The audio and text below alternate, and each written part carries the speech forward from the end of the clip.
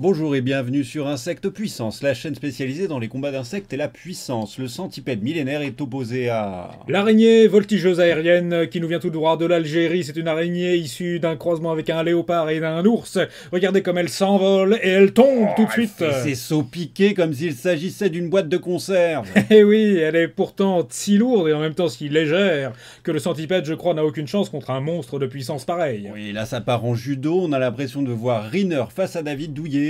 Oui, mais regardez bien ces taches. Plus elle a de taches sombres, plus elle a tué d'anciens camarades à elle, et j'en dénombre au moins une centaine sur son Oh là corps. là, là c'est du bouche à bouche, on ne sait pas qui mange qui. À ton avis, qui gagne? À mon avis, l'araignée est en train d'avaler petit à petit la tête du scolopendre pour se nourrir de son intelligence. Non, le scolopendre est beaucoup plus fort que ça. Je pense qu'il ne fait qu'un avec l'araignée pour mieux l'emballer ensuite. Cette araignée a été utilisée comme un modèle de Pokémon.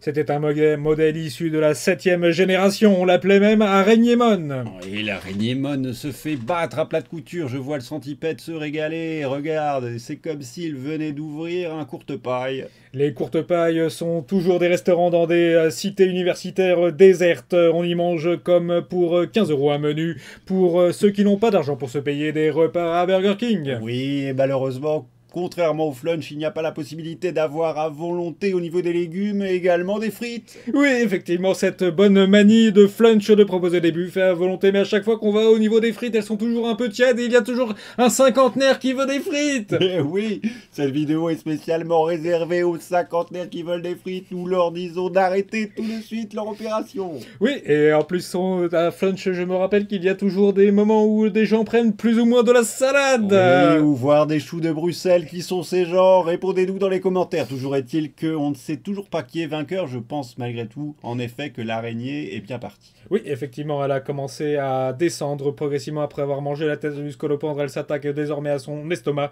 et les pattes ne font plus beaucoup de mouvements, synonyme de perte de vie dans le corps du scolopendre. Ouais, c'est difficile. Après, le scolopendre a deux têtes, hein. Il a sa tête à la pointe de l'est, à la pointe droite, et sa tête à la pointe gauche. Mais là, on ne voit plus qui est qui, hein. Il a la tête d'un cinquantenaire, à courte paille, qui n'a plus de frites dans son menu à volonté et qui s'aperçoit qu'il a donné 8 € pour son menu poisson pané. Ouais, oui, le menu poisson pané, là, j'ai l'impression qu'il n'y a plus vraiment de menu, qu'il n'y a plus vraiment de questions sur qui. C'est le Et menu du t'en scolopendre train. pané qui Ouais. s'est fait retourner par l'araignée de léopard. Un combat fait et tenu de main de maître par une artiste. Voyez ici quelques actions pour le replay. Ouais, là, il l'a mise au sol et à partir de là, il a commencé son repas, tout simplement. Il a enfilé, tu sais, son petit...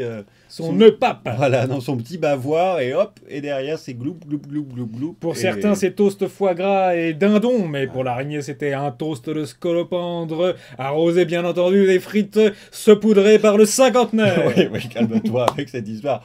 En tout cas, très belle victoire de cette araignée léopard qui, on le rappelle, chaque tâche représente une tribu qui a été abattue par elle-même. Il n'y a plus beaucoup Et, de taches claires, et là, bien entendu, son corps va faire apparaître une tache noire en plein milieu de la tête pour une victoire contre ce scolopendre. C'est magnifique ce qui vient de passer. Bah, encore une fois, répondez-nous par rapport au chou de Bruxelles de Flunch. On vous dit à très bientôt sur Insectes Puissance. Et à plus pour de nouveaux combats. D'insectes puissants, salut!